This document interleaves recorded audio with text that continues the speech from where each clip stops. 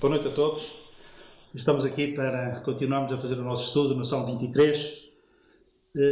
Mas antes de nós começarmos o nosso estudo, eu gostaria de prestar a minha homenagem no nome do Centro Bíblico da Feira aos elementos que compõem o ministério da nossa igreja, chamado Jesus Runners, que com esta t-shirt fazem várias provas de atletismo no nosso país, quase que de norte a sul, e inclusive tem feito maratonas, e levando a mensagem da existência da nossa igreja, mas ainda mais importante do que isso, atrás nas costas, e peço licença,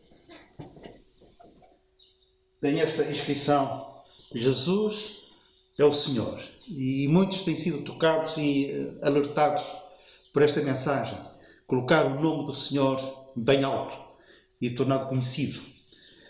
O nosso muito obrigado, em nome da nossa igreja, pelo vosso esforço, pelos treinos que fazem várias vezes por semana, alguns de vós, pelo cansaço e por este ministério que tem sido abençoador e abençoado pelo Senhor.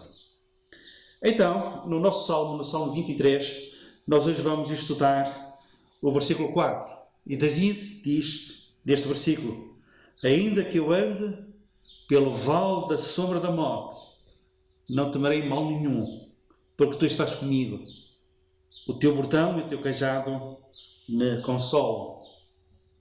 Alguns estudiosos da Bíblia Sagrada associam a palavra vale à derrota, à perda e à fraqueza. Mas nem sempre isso é verdade. Nós sabemos, por exemplo, que David derrotou Golias no vale de Elá. E a palavra de Deus também nos fala que Ezequiel foi levado pelo Espírito de Deus para um vale. É conhecido como sendo o vale dos ossos secos.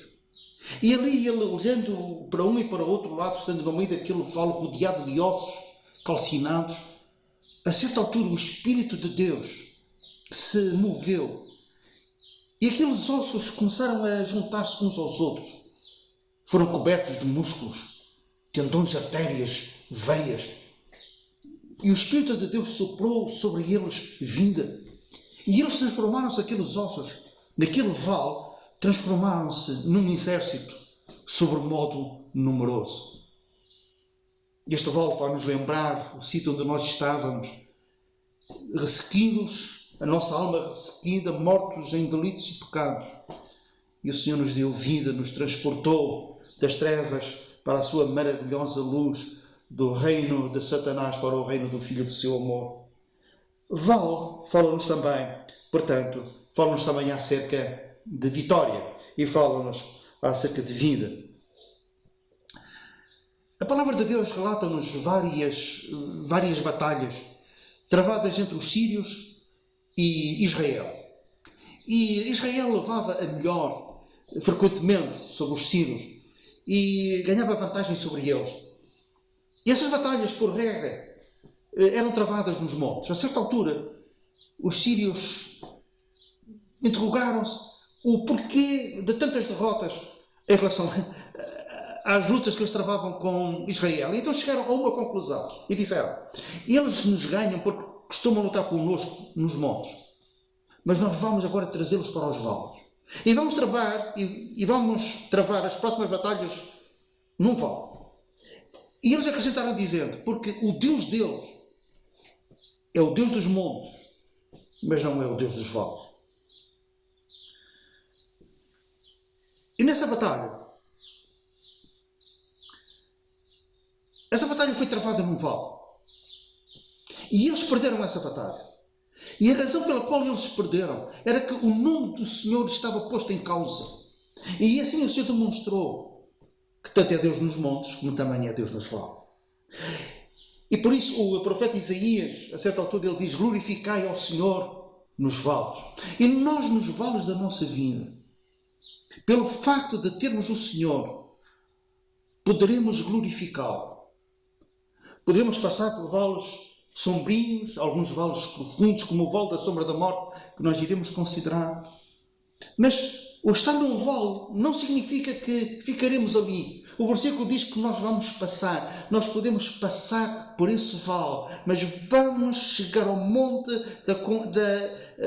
vamos chegar ao monte da comunhão com Deus, e um dia chegaremos ao monte da transfiguração, chegaremos à glória da presença de Deus.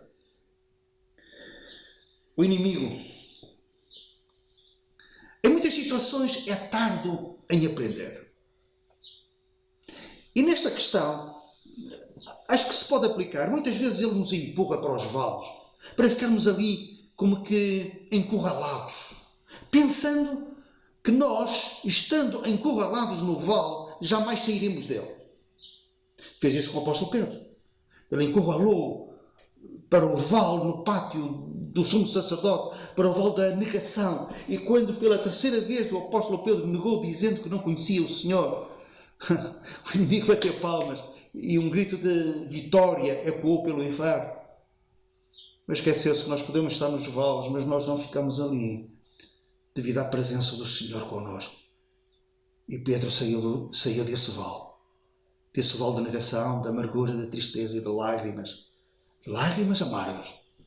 Mas vemos-lo passado uns tempos, uns dias, não muitos, no dia de Pentecostes. Que coragem, que fé, que intrepidez.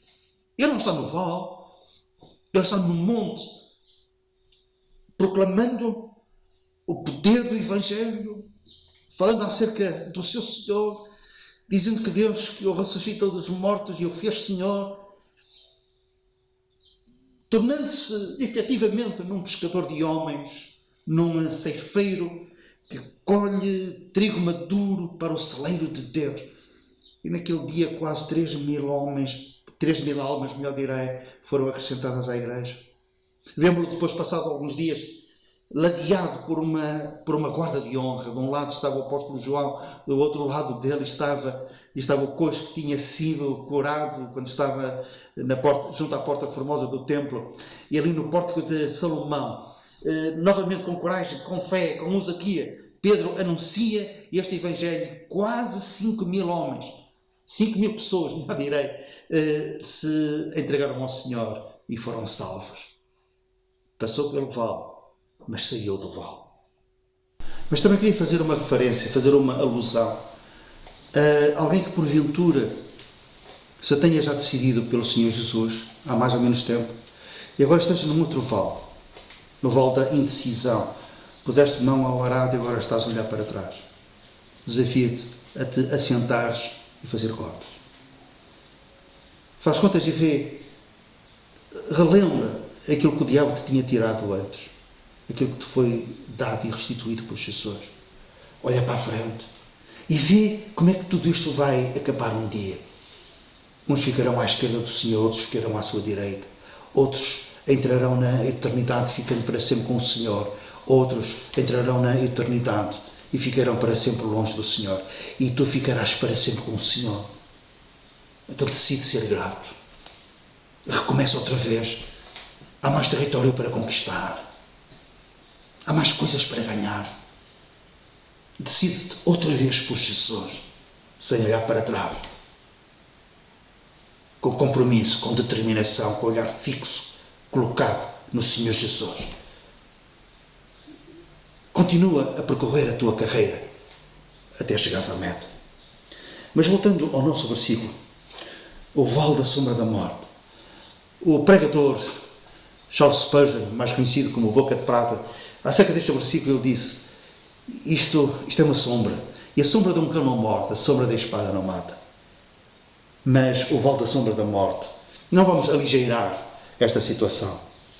Às vezes é um vale muito profundo, é um vale sombrio, doloroso, tantas vezes. Eu, como médico e como servo de Deus, eu tenho estado presente quando alguns dos meus utentes, dos meus amigos, dos meus irmãos na fé estão a atravessar o vale da sombra da morte. E estou a pensar em alguns irmãos na fé onde eu estava presente, que atravessaram esse vale juntamente com o Senhor, mas ao mesmo tempo segurando a minha mão. E esse vale, apesar de ser profundo, sombrio, também é um vale onde se pode ter esperança, onde se pode ter paz, uma tranquilidade no meio da dor. Eu já vi, eu estava lá. Quando o meu irmão na fé, a minha irmã na fé, ao passar por esse vale, tinha a certeza da presença do Senhor. E essa presença não estava só no seu coração, era algo que se sentia naquele quarto, naquele lugar. Éramos envolvidos pela presença de Deus. E Ele estava ali, o Senhor estava ali. A sua glória era notória naquele lugar. Podiam dizer, e alguns disseram, Ele está comigo. Aquele lugar não era mais um vale, era mais um monte da transfiguração.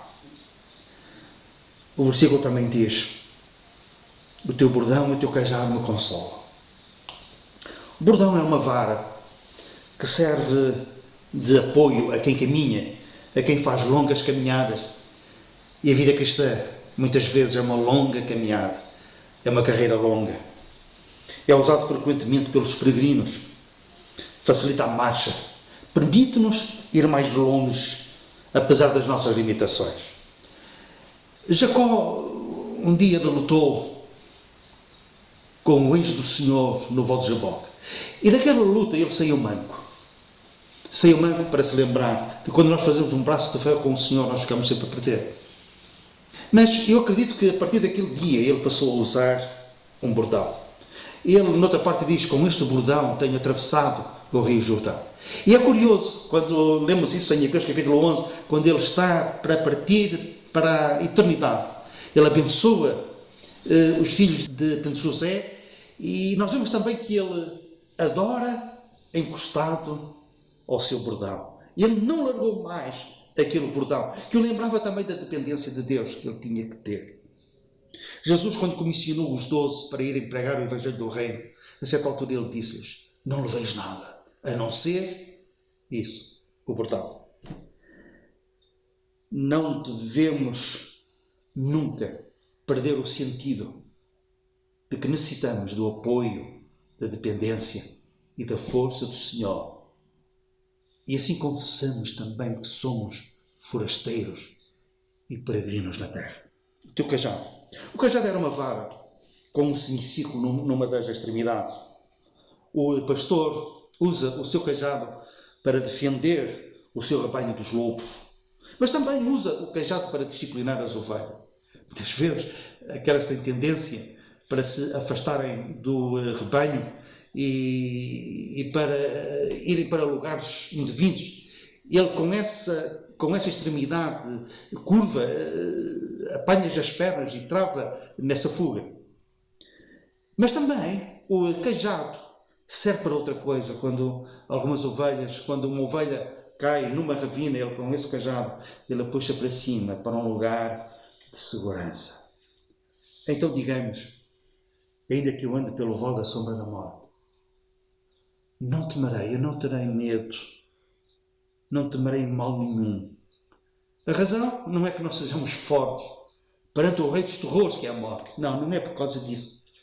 É porque o Senhor está connosco. E cada um dos seus filhos pode dizer, porque tu, Senhor, estás comigo. Quanto ao facto de ser ovelha do seu pasto, podemos dizer, o teu bordão e o teu cajado te consolam. Que o Senhor abençoe grandemente em Cristo. Amém.